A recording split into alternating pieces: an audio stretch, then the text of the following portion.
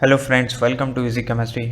And आज जो हम देखने जा रहे हैं वो जो हमारा कंटिन्यूएशन लेक्चर है, लेक्चर 3 का। ठीक है, हम बात कर रहे थे about the nature of oxides के नेचर की, ग्रुप 15 की। ठीक है, जहाँ से हमने लेफ्ट आउट किया था वहीं से आज स्टार्ट करते हैं about the right the oxides in the order of decreasing acidic character.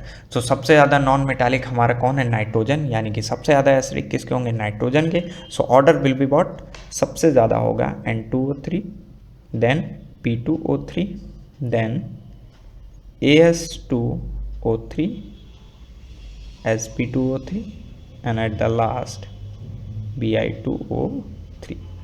सो दोस्तों ये हमारा ऑर्डर रहेगा एसिडिक करेक्टर ऑफ ऑक्साइड्स का। क्लियर? चलिए दोस्तों, अब इसके ऊपर बेस्ड एक नेक्स्ट इंपॉर्टेंट क्वेश्चन देख लेते हैं। That is why M2O5 type oxides are more acidic than M2O3 type oxide. यानी कि ये पूछ रहा है कि M2O5 वाले ऑक्साइड्स जो हमारे होते हैं, पेंटा ऑक्साइड्स, ट्राई ऑक्साइड से क्यों ज़्यादा एसिडिक होते हैं। ठीक है, अगर आपको पता है तो अच्छी बात है, नहीं पता है तो यहाँ पर मैं क्लियर करा देता हूँ ऐसा क्यों होता है। मैं एक एग्जांपल लेता हूँ, P2O5 एंड 1P2O3। ध्यान दीजिएगा दोस्तों, अगर यहाँ पर हम फॉस्फोरस की ऑक्सीडेशन स्टेट निकालें सो इट विल बी +5। क्या होगी? +5 होगी। और यहाँ पर अगर निकालें तो it will B +3।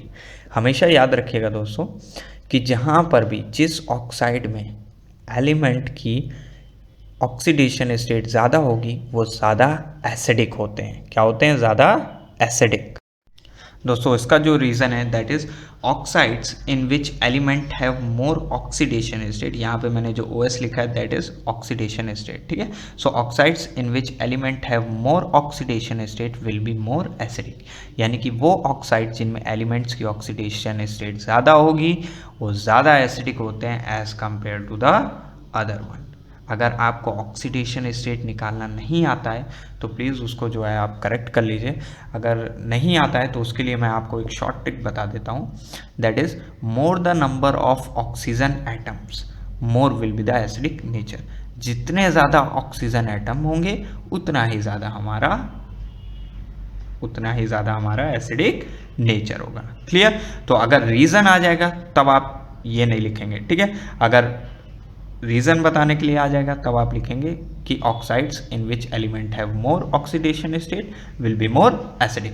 For example मैं एक एग्जांपल लेता हूँ, जैसे मेरे सामने कुछ ऑक्साइड्स हैं। ठीक है, Cl2O7, Cl2O3 and Cl2O5।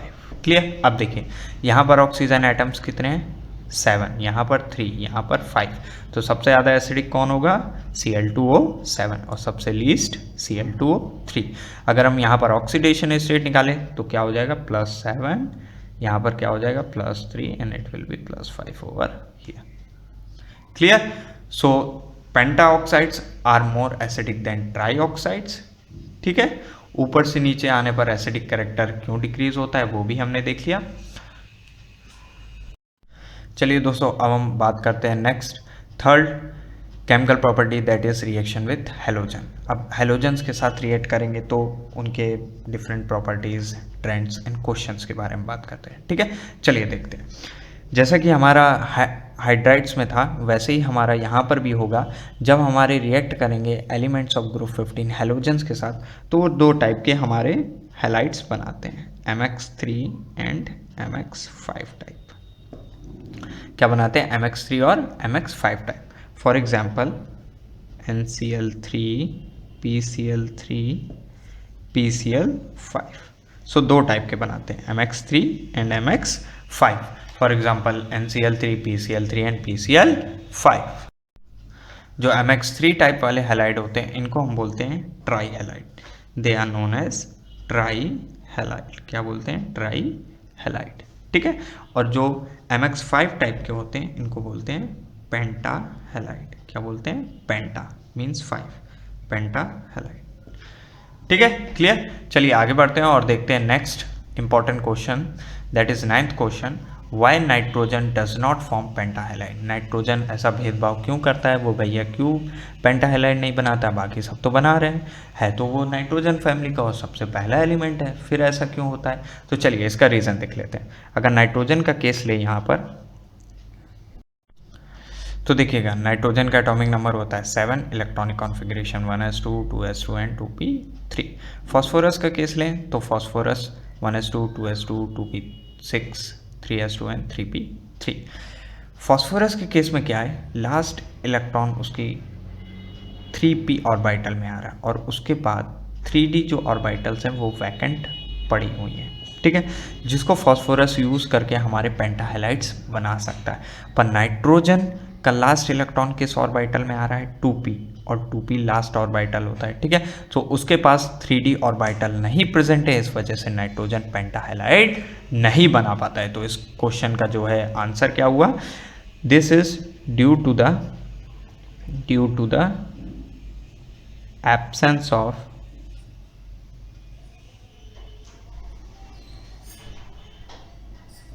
vacant d orbital. This is due to the absence of vacant d orbital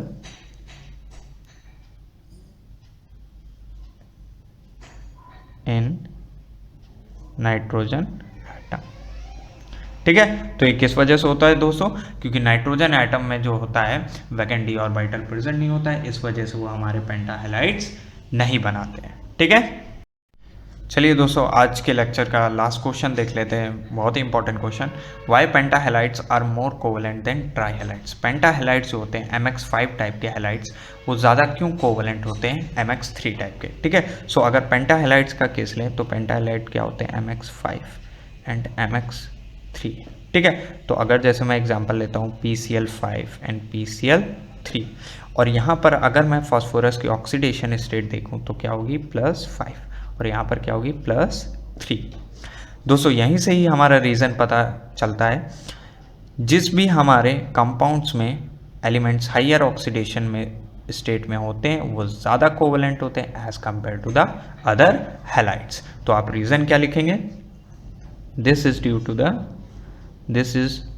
to the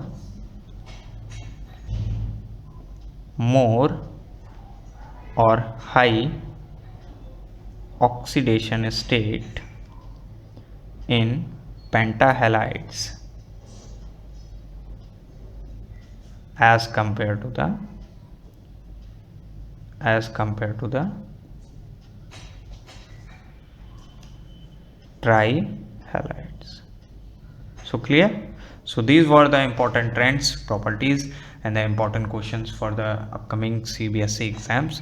So stay tuned to our channel, keep commenting, and if you have queries, suggestion, you are free to tell us, okay. So keep like, subscribe and share our channels and videos and keep supporting us. Thank you.